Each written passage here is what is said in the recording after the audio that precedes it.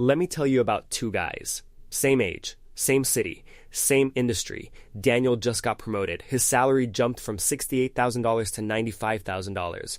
He called his mom. She cried. He went out and celebrated.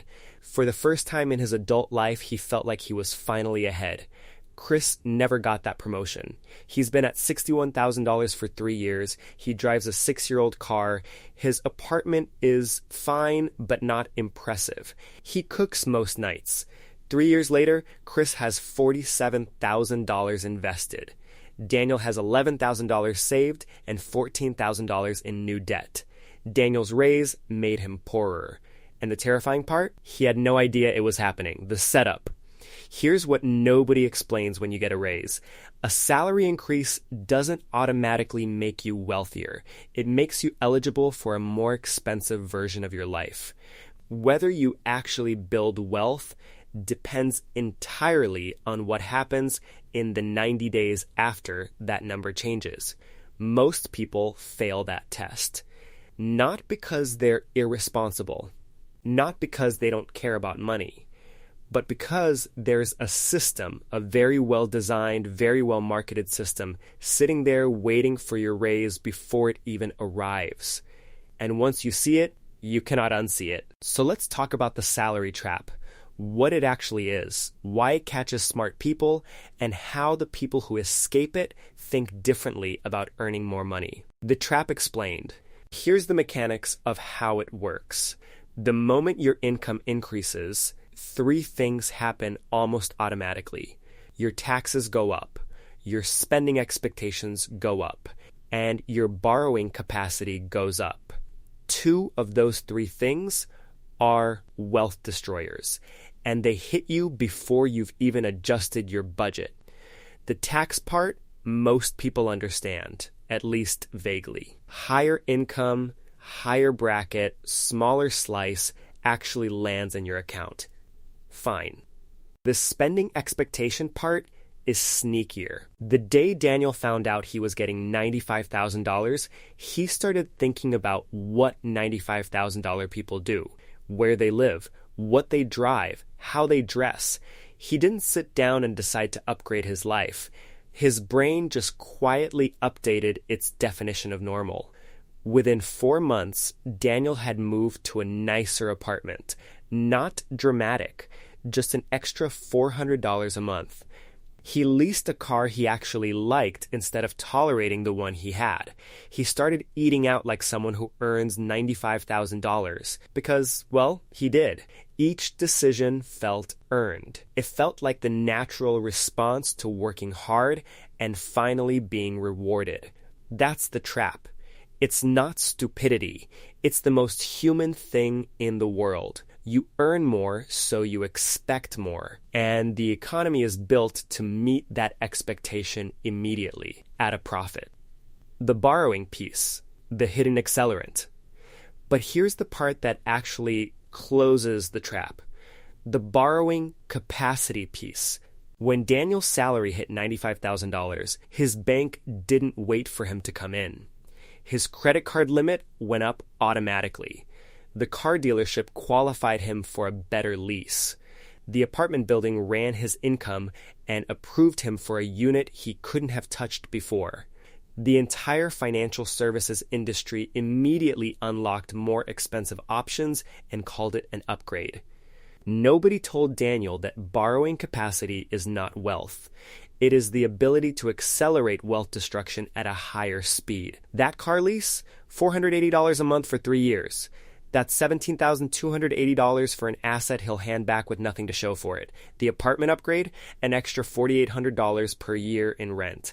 The credit card, used more freely now because he could afford it, carrying a $3,000 balance at 22% interest. Daniel didn't feel any of this as a problem. He felt like he was living proportionally to what he earned. And that's exactly the trap's design. It's supposed to feel proportional. The math people don't run. Let's actually do the numbers Daniel didn't do. Daniel's $27,000 raise, where it actually went. After taxes, $18,900 extra per year. Apartment upgrade, $4,800. Car lease increase, $5,760. Lifestyle spending increase, $6,000. Debt interest costs, $660. Actual new wealth created, $9,680 a year from a $27,000 raise. That's 6 cents of wealth per dollar earned. 6 cents on every new dollar. The rest evaporated into a more expensive version of a life that looks successful from the outside and feels fine from the inside, until it doesn't. Chris, still at $61,000, automated $800 a month into index funds and kept his life exactly the same as the year before. That's $9,600 invested annually. In 3 years, with market returns, that's the $47,000 I mentioned at the start. Chris didn't earn more. He just refused to let his lifestyle eat his income. That's the entire difference.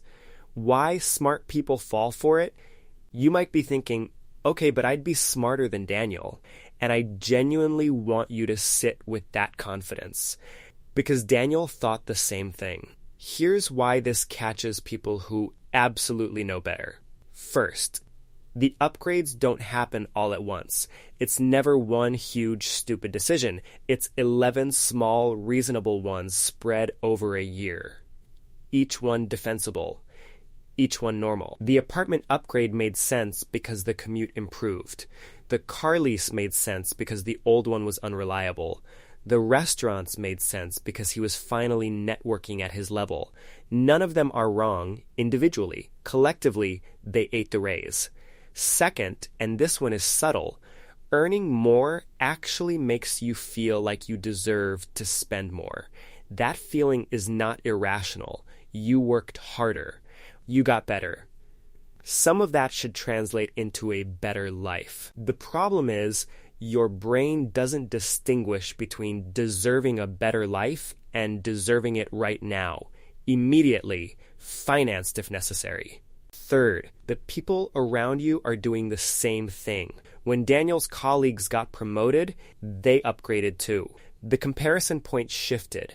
Suddenly, a nicer apartment wasn't indulgence. It was just what people at this level did.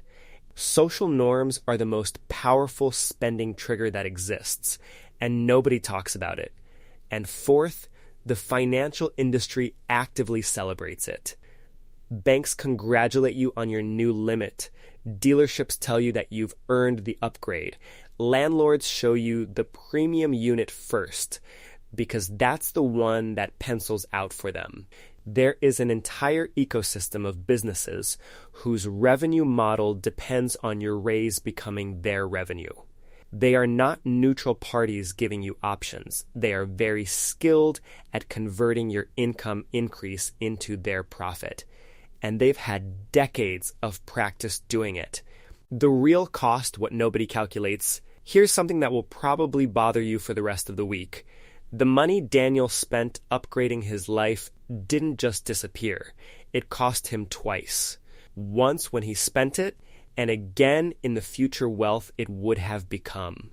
That $17,280 car lease, invested instead over the same 3 years at average market returns, becomes roughly $20,000.